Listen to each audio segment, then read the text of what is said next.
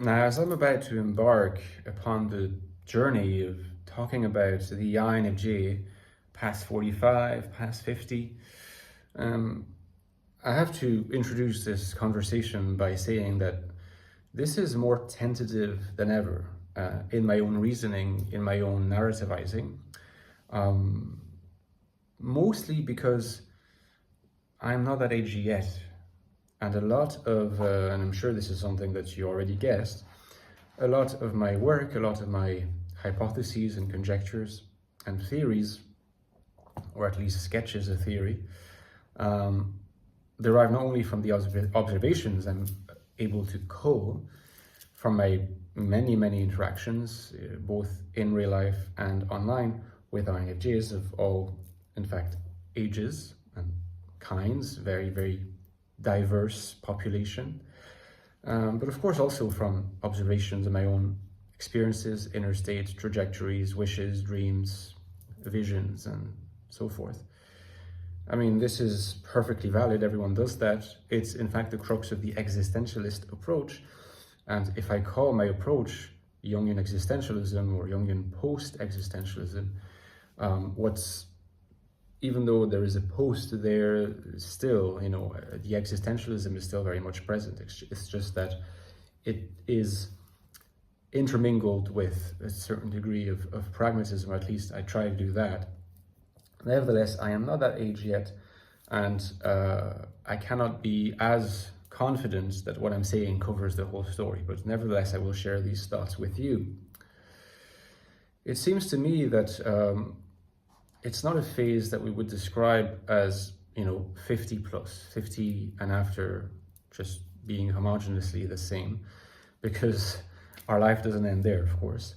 And there will be other phases, other chapters of the INFJ's life where they will have to reckon with the possibility of bad faith and the temptation of bad faith, the expediency of bad faith. Maybe in that particular instance, this bad faith will manifest in terms of illness or in terms of their grandchildren that they need to mind and other aspects. But nevertheless, often around the age of 45, 50, and maybe until 60 or something like that, again, this is tentative, this is schematic, as you understand. Often the INFJ, just like anyone else, are found to go through a phase where they're kind of in between. They've recovered some of their freedom. Maybe their children are older, going to university, or starting their internships or starting work. They're less dependent. Maybe their mortgage is paid or mostly paid, and they're a bit more comfortable financially. They need less, they need to worry less. They don't have to worry as much. Often the existential questionings remain and come back to the fore as a result. And of course then the temptation to, or at least the call of conscience towards authenticity and individuation, and therefore in an INFJ vocabulary, spiritualization, becomes resonant again. Its echoes are heard again, insistently, maybe more so than during the previous 10 to 15 years. The work of bad faith, if you like, is less effective now because the attitude that embraces bad faith has less options, less justifications, less reasons at its disposal.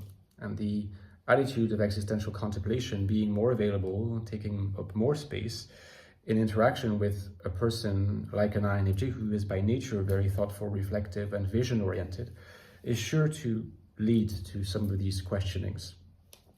And so, yet again, this is another opportunity for the slightly older INFJ to embrace the path of individuation, the path of spiritualization, and quit, effectively, phase out the trajectory, the dynamic trajectory of compliance or that of solipsism.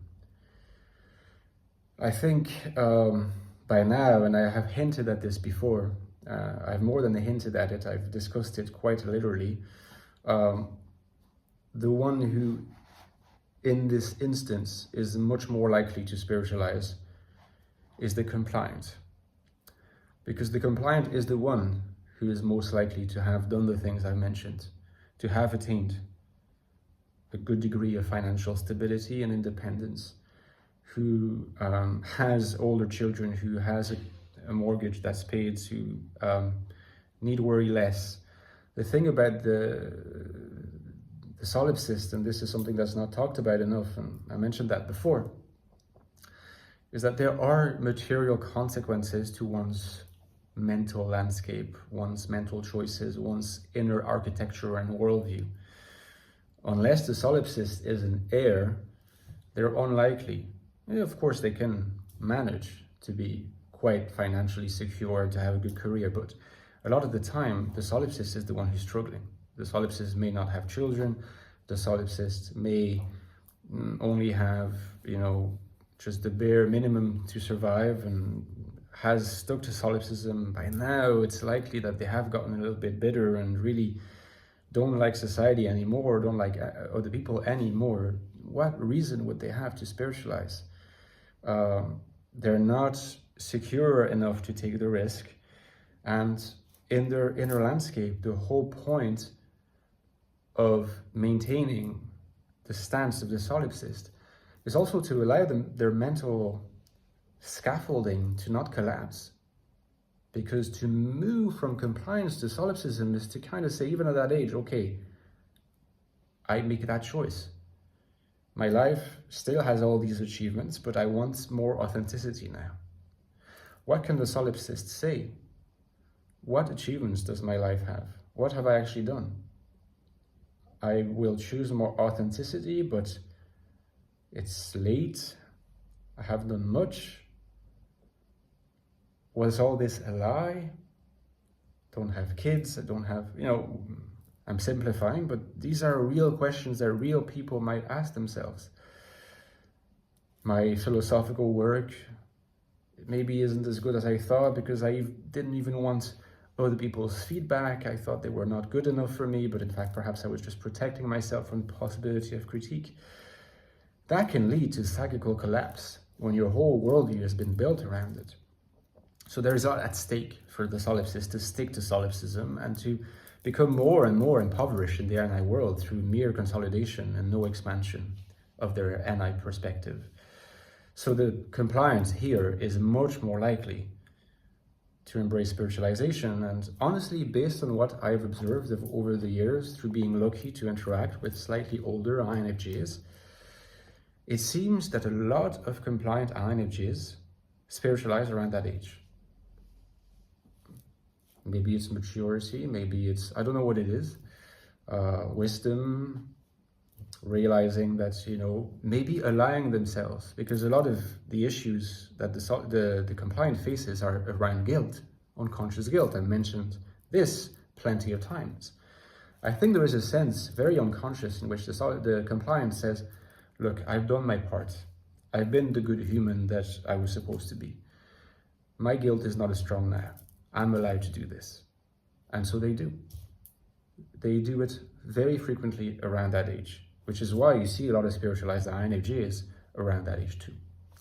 Don't forget, guys, you can support me on Patreon. Please consider supporting me for a small amount every month or every year. It goes a long way towards keeping the channel going. I need you more than ever, and I could not do this without you. The link to my Patreon is below. Give me a like if you enjoyed this video.